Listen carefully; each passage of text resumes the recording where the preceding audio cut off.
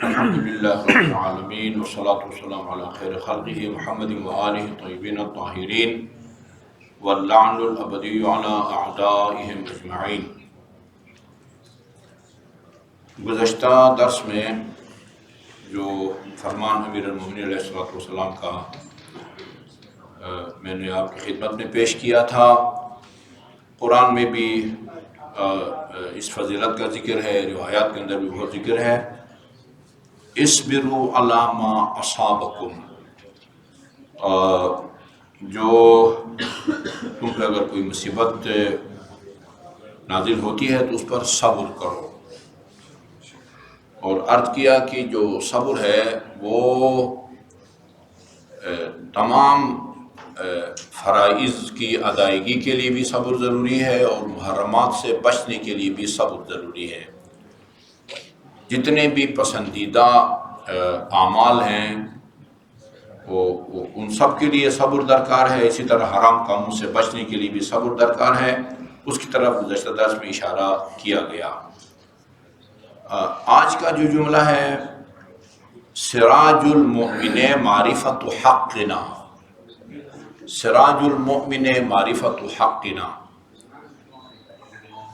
یہ رسول خدا صلی اللہ علیہ وسلم اور ائمہ اہل بیت علیہ السلام، خصوصاً رسول خدا، آپ نے مختلف انداز میں مختلف طریقوں سے اہل بیت کی اطاعت کا حکم دیا ہے۔ ان میں سب سے واضح جو آپ کا فرمان ہے وہ حدیث ثقلین ہے، انی تارک فیکم ثقلین کتاب اللہ وعطرۃ اہل بیتی ما ان تمسکتم بہما لن تضلوا بعدی۔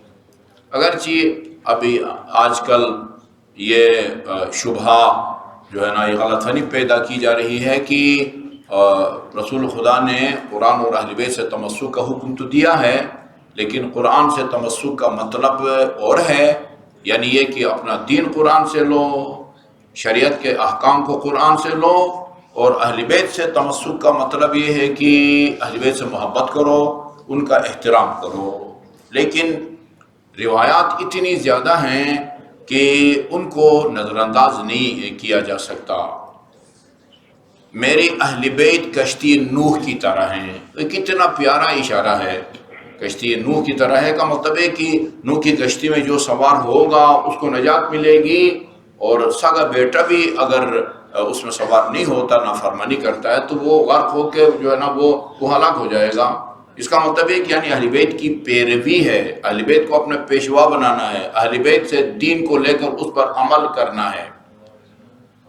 اچھا جی، تو یہ جملہ اسی حقیقت کی طرف اشارہ ہے۔ یہ جو آپ نے ابھی جو جملہ میں نے آپ کو ابھی سنانے لگا ہوں، فرمایا کہ سراج المومن معرفت حقنا، سراج چراغ جسے ہم کہتے ہیں، عربی میں اس کو مصباح بھی کہتے ہیں، سراج بھی کہتے ہیں۔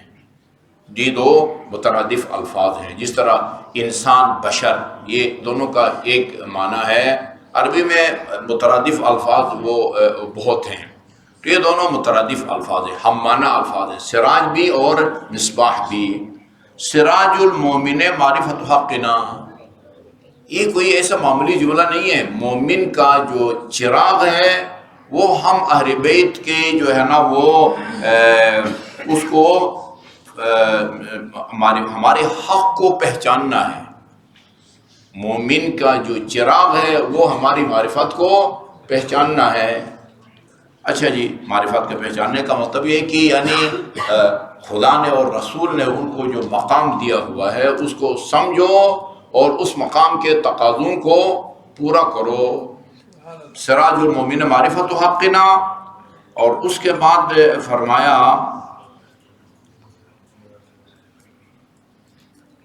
معرفت حقنا اشد العمی من عمی عن فضلنا۔ عما، اعما اندھے کو کہتے ہیں، اور اعما اندھے پن کو کہتے ہیں۔ یہ اشارہ کنایہ ہے۔ فمن کان فی ہذہ اعمی فہو فی الآخرۃ اعمی، جو اس دنیا میں اندھا ہوگا وہ قیامت میں بھی اندھا ہوگا۔ بھئی ایک آدمی نیک متقی پرہیزگار واجبات کا پابند حرام کاموں سے زندگی بھر جو ہے نا وہ پرہیزگار رہا، اچھا وہ جنت میں جائے گا، تو چونکہ دنیا میں نابینا تھا اس لیے جہنم میں بھی وہ بیچارہ نابینا ہوگا، عصا کے سہارے سے چلے گا۔ یہ اس اندھے پن سے مراد ان آنکھوں سے، یا دوسرے الفاظ میں یہ بصارت سے محروم ہونا مراد نہیں ہے، اعمیٰ اشارہ ہے گمراہی کی طرف۔ فکری اعتبار سے جو ہے نا جو اندھا ہوگا وہ فی الآخرت اعمیٰ، وہ آخرت میں بھی جو ہے وہ اعمیٰ ہوگا۔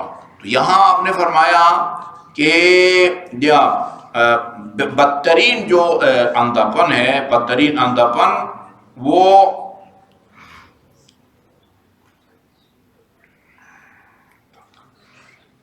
اشد العمی من عمی الفضل، جو ہمارے فضائل، ہماری فضیلت سے آگاہ نہ ہو، بصیرت سے محروم ہو، ہدایت سے محروم ہو۔ اس سے مراد یہ آنکھوں سے جو ہے نا وہ محروم ہونا مراد نہیں ہے۔ من عمی عن فضلنا وناسبنا العداوۃ بلا ذنب سبق الیہ منا، اور وہ اپنے دل میں ہم سے دشمنی رکھتا ہو بغیر اس کے کہ ہم نے کوئی غلط کام کیا ہو، ہم سے کوئی غلط کام سرزد ہوا ہو، بغیر ہمارے کسی قصور کے وہ ہمارے فضائل کا منکر ہے اور ہم سے بغض و دشمنی رکھتا ہے۔ ہاں اس کی نظر میں ہمارا قصور یہ ہے کہ الا انا دعونا الی الحق، ہمارا قصور یہ ہے کہ ہم اس کو حق کا راستہ بتاتے ہیں، حق کی دعوت دیتے ہیں، وہ ہم جو حق کی دعوت دیتے ہیں وہ اس کو وہ ناگوار گزرتی ہے، یہ عمل ہمارا ناگوار گزرتا ہے، اس وجہ سے وہ ہم سے محبت کرتا ہے۔ وَدَعَاهُ مَنْ سِوَانَا إِلَى الْفِتْنَةِ وَالدُّنْيَا، اور جو ہمارے دوسرے ہیں وہ اس کو فتنہ اور دنیا اور مال دنیا کی طرف اس کو بلاتے ہیں، اس وجہ سے وہ ہم سے دشمنی رکھتا ہے۔ اچھا جی، وہ پاکستان کے حساب سے کل 3 شعبان ہے، امام حسین علیہ السلام کی ولادت ہے، اور ایران میں آج 3 تاریخ ہے۔ تو چونکہ اس میں یہ لفظ استعمال ہوا ہے، ہمارے حق کی معرفت جو ہے وہ مومن کے لیے چراغ ہے۔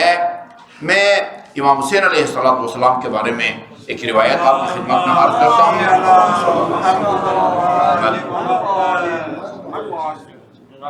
خود امام حسین علیہ السلام فرماتے ہیں وردت علی جد رسول اللہ، میں اپنے جد امجد حضرت محمد مصطفیٰ صلی اللہ علیہ وسلم کی خدمت میں گیا، وارد ہوا یا ان کے حجرے میں داخل ہوا، تو وعندہ ابی بن کعب، مجھ سے پہلے آپ کے پاس ان حضرت کے پاس ابی بن کعب بھی بیٹھا ہوا تھا۔ فقال رسول اللہ صلی اللہ علیہ وسلم مرحبا بک یا ابا عبداللہ، مرحبا بک، مرحبا یعنی خوش آمدید۔ اچھا یہ بھی عجیب ہے، عام طور پر جو کنیت ہے نا، کنیت ایک آدمی کی اولاد ہو، کئی بیٹے ہوں تو بڑے بیٹے کے نام سے اس کو پکارا جاتا ہے۔ امیر المومنین ابو الحسن ہیں، امیر المومنین کے والد گرامی ابو طالب ہیں۔ کیوں ابو طالب کہتے ہیں؟ ان کے سب سے بڑے بیٹے کا نام طالب تھا، پھر جعفر ہے، پھر عقیل ہے، پھر علی علیہ السلام ہے۔ یہ 4 بیٹے، یعنی ہر بڑے اور چھوٹے کے درمیان میں 10 سال کا وقفہ تھا، 10 سال کا وقفہ، 10 سال کا۔ اچھا تو ابو طالب کہتے ہیں کہ پتنے کو CSS کا امتحان ہو رہا تھا، تو وہ ممتحن نے پوچھا طالب علم سے کہ بھئی وہ جو ہے نا ابو طالب کے بیٹوں کا نام بتاؤ، تو اس نے جعفر بتایا، عقیل بتایا اور علی بتایا، اور جس کی وجہ سے ابو طالب کہلاتا ہے وہ اسے نہیں پتا۔ مبتدی شاید وہ سمجھتے ہیں کہ جناب ابو طالب کے جو ہے نا والد ان کا نام ہی ابو طالب رکھا ہے، نہیں، طالب کے پیدا ہونے کے بعد وہ ابو طالب کہلائے، اور امام حسن کے پیدا ہونے کے بعد ابو الحسن کہلائے۔ اچھا یہ امام حسین کی زیارت میں السلام علیکم یا ابا عبداللہ کہتے ہیں نا، السلام علیکم یا ابا عبداللہ، السلام علیکم ابن رسول اللہ، اس روایت میں رسول خدا ابھی میرے خیال میں 5 یا 6 سال کے تھے امام حسین علیہ السلام، 5 یا 6 سال کے تھے جب تشریف لاتے ہیں، حجرے میں داخل ہوتے ہیں، السلام علیکم یا ابا عبداللہ۔ اس کا مطلب یہ ہے کہ بچپن ہی سے رسول خدا نے امام حسین کی کنیت ابو عبداللہ رکھی تھی۔ جی السلام علیکم یا ابا عبداللہ، مرحبا بکا یا ابا عبداللہ۔ اس کے بعد ایک جملہ ہے یا زین السماوات والارض، اے آسمانوں اور زمینوں کے کی زینت۔ سبحان اللہ۔ اچھا جی، یہ جملہ ابی بن کعب کو ہضم نہیں ہو سکا، یہی کہنا چاہیے، یعنی ان کو جو ہے نا وہ ان سے سمجھ سے گویا باہر ہو گیا یا کہیں ہضم نہیں ہو سکا۔ فقالا کیفا یا رسول اللہ کیف یکون زین السماوات والارض احد غیرک، آپ کے علاوہ یا آپ کے سوا کوئی اور کس طرح آسمانوں اور زمینوں کا مالک بن سکتا ہے؟ ہماری نظر میں تو آپ ہی آسمانوں اور زمین کے مالک ہیں، آپ نے اپنے نواسے کو کیسا آسمانوں اور زمینوں کا جو ہے نا وہ زینت کہہ دیا یا زینب آپ نے اس کو لقب دے دیا؟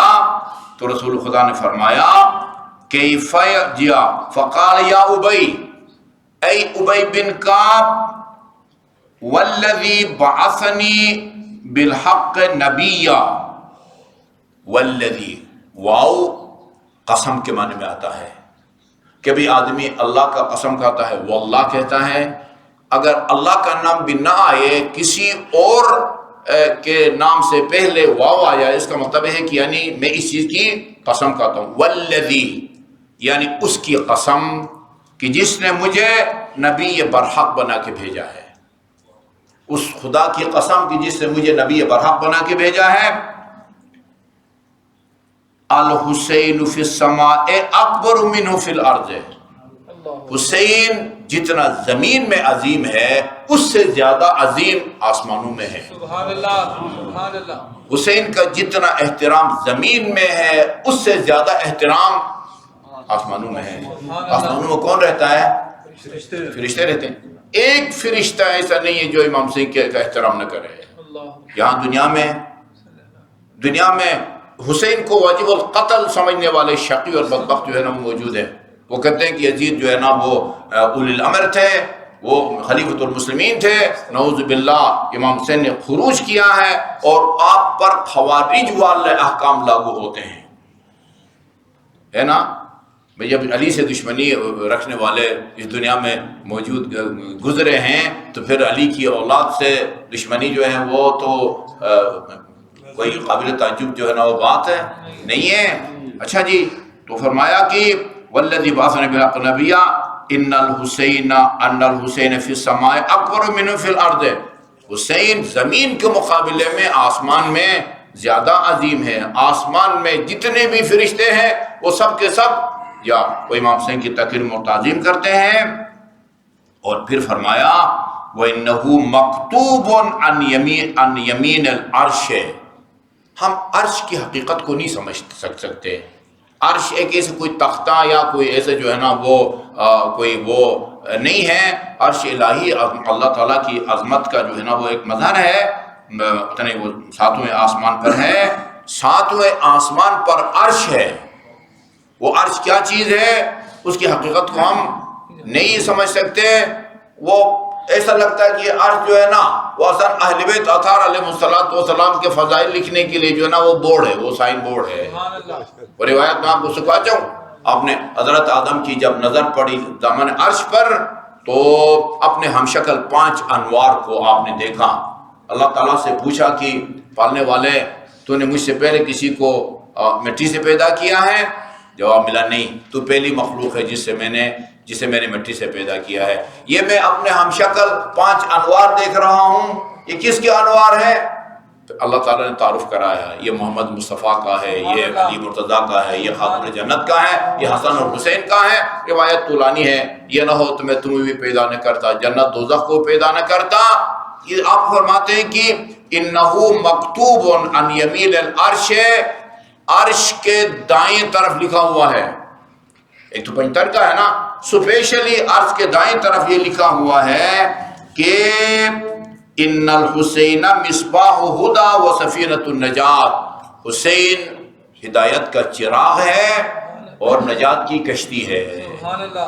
کہیں سفینہ کا لفظ استعمال ہوتا ہے ان کے لیے، مثل اہل بیتی کمثل سفینۃ نوح، اور کہیں امام حسین کے لیے مصباح کا لفظ استعمال ہوتا ہے۔ دونوں کا معنی چراغ ہے۔ چراغ اشارہ ہے کہ بھئی ادھر سے ہدایت ملتی ہے، اہل بیت سے ہدایت ملتی ہے، حسین سے ہدایت ملتی ہے۔ تو چراغ سے مراد لائٹیں نہیں ہے، آپ کا جو ہے نا یہ مراد اشارہ ہے، کنایہ ہے کہ ہدایت جس طرح وہ روشنی ہو تو آپ چل سکتے ہیں، راستے میں آپ جو ہے نا وہ کہیں گرنے سے بھی محفوظ رکھتے ہیں، منزل مقصود تک بھی پہنچتے ہیں۔ تاریکی میں چلیں گے تو جو ہے نا وہ ایسی بس کیا کہتے ہیں، ہاں اندھیرے میں جو ہے نا وہ انسان کسی نہ کسی حادثے کا شکار ہو جاتا ہے۔ ان الحسین مصباح ہدا و سفینۃ نجات۔ اچھا، پھر فرماتے ہیں کہ امام غیر وہن، یہ ایسا امام ہے جو کوئی کمزور نہیں ہے۔ حسین کوئی کمزور امام نہیں ہے، حسین عزت اور فخر کا امام ہے۔ بحر علم، یہ حسین علم کا سمندر ہے۔ سبحان اللہ۔ والذخر، ذخیرہ ہے۔ وَلِمَ لَا يَكُونُ كَذَلِكَ، اور کیوں نہ ہو، کیوں حسین جو ایک ایسا امام ہو جو کہ کیوں نہ ہو، جو کہ کمزور نہ ہو، عزت ہے، فخر ہے، علم کا سمندر ہو۔ ان اللہ رکب فی صلبہ نطفۃ طیبۃ مبارکہ، اللہ تعالیٰ نے ان کے صلب میں ایسے پاک اور پاکیزہ وجود کو رکھا ہے۔ یہ میں ایک انتہائی مستند خطیب کی تقریر سن رہا تھا، یہ اشارہ ہے امام زمان اجل اللہ تعالیٰ فرجہ شریف کا، والائمۃ من اطرتہ ہی ہے۔ یہ صرف یہ امام زین العابدین کے وجود کی طرف اشارہ نہیں ہے، یہ اشارہ ہے کہ یہ قائم آل محمد کا وجود بھی انہی کے وجود کا سلسلہ ہے۔ اللہ تعالیٰ کا شکر ادا کریں کہ اس نے ہم کو اہل بیت اطہار علیہ الصلوۃ والسلام سے متمسک بنا۔